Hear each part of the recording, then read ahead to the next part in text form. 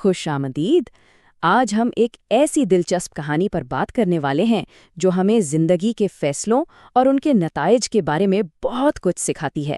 یہ کہانی ہے وقت کی قدر کی۔ تو چلیں شروع کرتے ہیں۔ اس کہانی میں آگے بڑھنے سے پہلے ایک سوال پر غور کرنا بنتا ہے کہ زندگی میں ہمارا رویہ کیسا ہے؟ کیا ہم ہر کام پلان کے مطابق کرتے ہیں یا چیزوں کو کل پر ٹال دیتے ہیں؟ یہ سوال اس کہانی کو سمجھنے میں کافی مدد دے گا۔ تو قصہ ہے دو جڑواں بھائیوں کا۔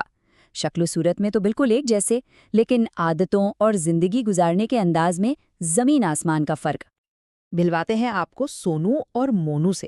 اب بھائی جڑوا تو تھے، لیکن ان کی سوچ اور کام کرنے کا طریقہ ایک دوسرے سے بالکل الگ تھا۔ چلیں دیکھتے ہیں آگے ہوتا کیا ہے۔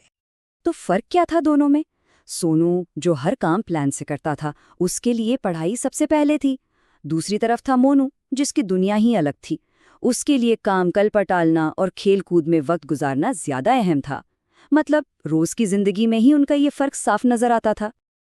اچھا، تو یہ جو دونوں کے الگ الگ راستے تھے، یہ انہیں لے کر کہاں جاتے ہیں؟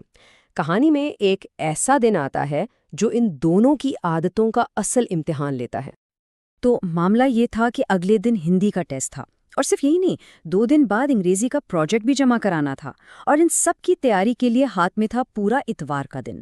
اب یہ ایک بہت بڑا فیصلہ تھا کہ اس دن کو کیسے استعمال کیا جائے۔ اور یہیں سے دونوں کی راہیں الگ ہو جاتی ہیں۔ سونو، جیسا کہ اس کی عادت تھی، ڈسپلن کے ساتھ پہلے ایک کام ختم کرتا ہے، پھر دوسرا۔ لیکن مونو، وہ تو بس لمحے کی خوشی دیکھتا ہے۔ اسے لگتا ہے کہ ابھی کھیل لوں، پڑھائی تو بعد میں بھی ہو جائے گی۔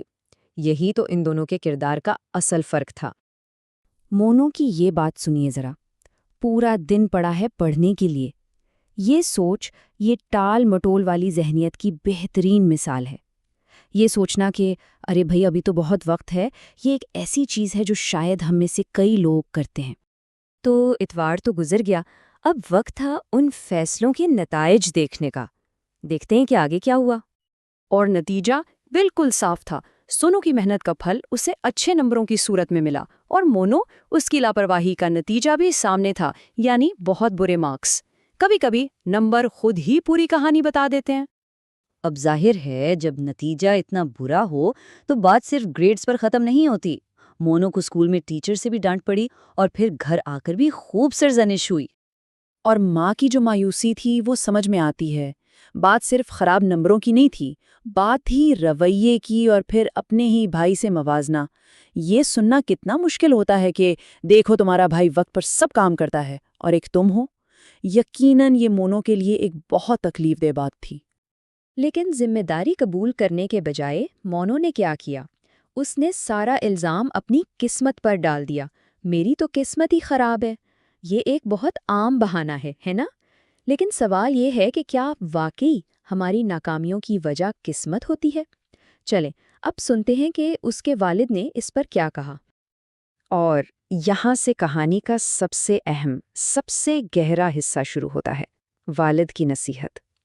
ایک ایسا سبق جو وقت کے ساتھ پرانا نہیں ہوتا۔ پہلی بات جو والد نے کہی کہ جو وقت پر کام نہیں کرتے انہیں آخر میں پچھتانا ہی پڑتا ہے، یہ ایک ایسی سچائی ہے جس سے شاید کوئی بھی انکار نہیں کر سکتا۔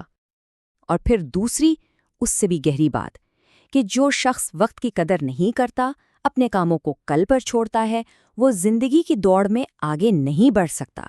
بات صرف ایک ٹیسٹ میں فیل ہونے کی نہیں ہے، بلکہ پوری زندگی میں پیچھے رہ جانے کا ڈر ہے۔ اور قسمت والی بات کا کیا ہی زبردست جواب دیا والد نے، کہ قسمت کوئی ایسی چیز نہیں ہے جو آسمان سے اترتی ہے۔ ہمیں تو سکھایا جاتا ہے کہ اپنی قسمت خود بنانی پڑتی ہے، محنت سے، تیاری سے۔ ایک طرح سے والد نے مونو کے ہاتھ میں اس کے مستقبل کی چابی تھما دی کہ بہانے چھوڑو اور اپنی تقدیر خود لکھو۔ تو اس نصیحت کا اثر کیا ہوا؟ کہانی کے اس آخری حصے میں ہم دیکھتے ہیں مونو کی تبدیلی، اس کا نیا ارادہ۔ مونو کا جواب بہت سادہ تھا، میں سمجھ گیا ہوں، لیکن یہ سادہ سا جملہ بہت گہرا ہے۔ یہ اس بات کا ثبوت ہے کہ تبدیلی شروع ہو چکی ہے۔ اب وہ بہانے نہیں بنا رہا، بلکہ اپنے والد کی دانائی کو دل سے قبول کر رہا ہے۔ اور یہ عہد صرف کوئی کھوکھلا وعدہ نہیں ہے، یہ ایک پورا ایکشن پلان ہے۔ سب سے پہلے اپنی غلطی کو ماننا، پھر قسمت کو الزام دینا چھوڑنا، اس کے بعد وقت کے ساتھ چلنے کا پکا ارادہ، اور آخر میں اپنے گھر والوں کا فخر بننے کی کوشش۔ یہ سب ہمیں یہی سکھاتا ہے کہ اگر ارادہ پکا ہو تو تبدیلی ناممکن نہیں ہے۔ تو یہاں سونو اور مونو کی کہانی تو ختم ہوتی ہے، لیکن ہم سب کی کہانی تو ہر روز لکھی جاتی ہے۔ ہر نیا دن اپنے ساتھ ایک نیا انتخاب لے کر آتا ہے۔ اب دیکھنا یہ ہے کہ آج کون سا انتخاب کیا جاتا ہے۔